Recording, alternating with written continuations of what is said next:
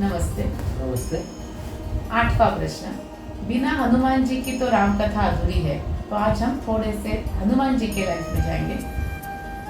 वो स्वयं रुद्रावतार थे, पवनपुत्र थे, इतने सारे क्वालिफिकेशन थे, सामर्थ्यशाली थे, यानी हनुमान जी का क्या वर्णन करेंगे हम। तो भी बचपन में निरागस भावना से, कि निष्पाप थे वो एकदम से, और सिर्फ उनका मिसअंडरस्टैंडिंग कैसे हो कि उन्होंने सूर्य को आम का फल समझे और वो छलांग लगाकर उसको पकड़ने के लिए निकले, फिर उनको वज्राघात सहन करना पड़ा। तो ऐसे सामर्थ्यशाली व्यक्ति कि जिनके पास सब कुछ है, सबके आशीर्वाद है, ऐसे देवता ही है वो, तो उनको उनके लाइफ में ये सहन करना पड़ा।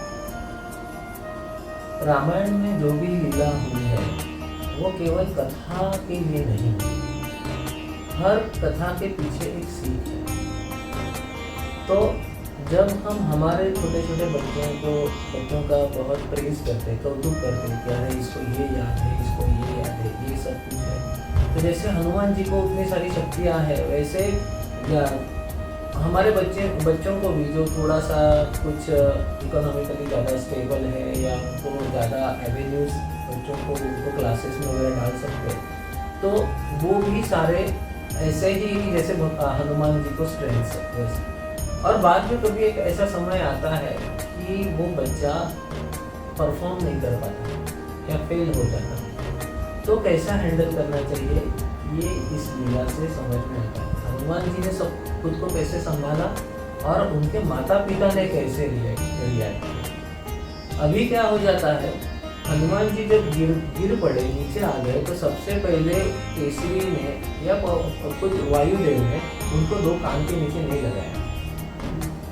सबसे पहले क्या हो जाता है, हाँ, खुद का ईगो उसमें नहीं अटकाया सबसे पहले कि ये फेल्योर है, मेरा फेल्योर है। हमारा क्या हो जाता है कि पेरेंटिंग में एक बहुत इम्पोर्टेंट कंसेप्ट है कि जिसको कहते हैं कि दायित्व बोध से पालकत्व, यानी क्या कि मेरे बच्चे के प्रति, और मैंने बच्चे को जन्म दिया है और वो बच्चा एक अच्छा नागरिक बने, इसके लिए समाज के प्रति मेरा एक कर्तव्य बनता है।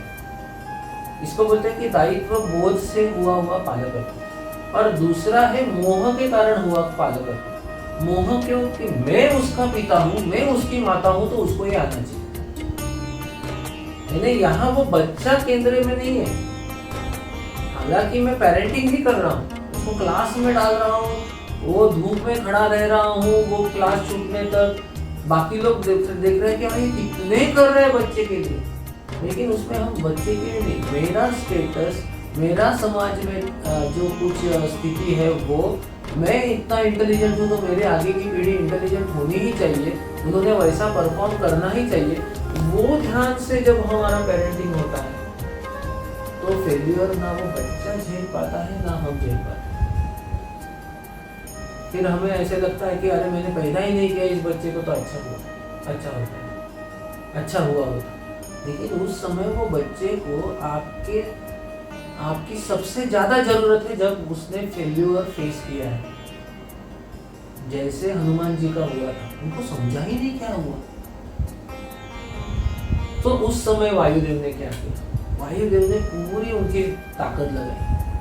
वायुदेव बोले कि नहीं, अभी मैं उसके पीछे ऐसे खड़ा रहूंगा और बाकी सब लोगों को की भी सत प्रार्थना करने को उनको बोलूंगा कि अरे इसके लिए प्रार्थना करो।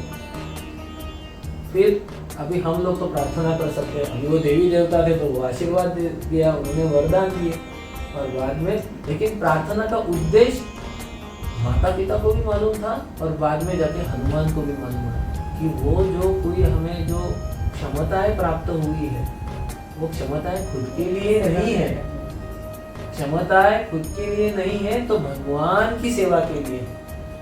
हमारे पेरेंटिंग में समझो हम जो भी कुछ प्रार्थना बच्चों के लिए करेंगे, जो भी कुछ प्रयास करेंगे, वो सिर्फ उसका स्टेटस बढ़े, हमारा स्टेटस बढ़े, हमारा समाज में बहुत ज्यादा वाहवाही हो, वे छोड़ के समाज के लिए उपयुक्त क्या है, ज्यादा से ज्यादा हम क्या दे सकते हैं, इस हिसाब से जब हम हमारे बच्चों का प्लानिंग करते हैं आगे का, और पेरेंटिंग करते हैं, उसके हिसाब से पालकत्व करते हैं, उसके हिसाब से बाकी लोगों का गाइडेंस लेते हैं, तो फिर जैसे हनुमान, पवन पुत्र हनुमान हो गए, जैसे भगवान राम के सबसे प्रिय शिष्य हनुमान हो गए, वैसे ही समाज के लिए और अल्टीमेटली भगवान के प्रिय हमारे बच्चे भी हो सकते हैं।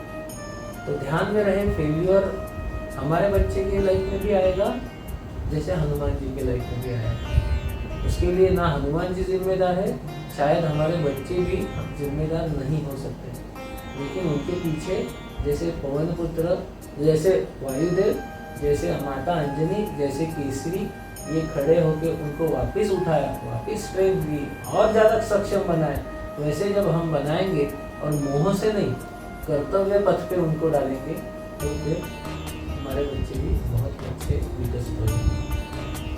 तो आज हम हनुमान जी को प्रार्थना करते हैं कि आपके लाइफ में जो आया वो फेल्योर था, तो वैसे अभी भी आज के जनरेशन के जो बच्चों में आने वाला है, उनको आप सहाय्य करिए और वो जो क्षमता हमें भी प्राप्त हो कि ताकि हम वो पेरेंटिंग के बच्चों को ऊपर उठा सकें।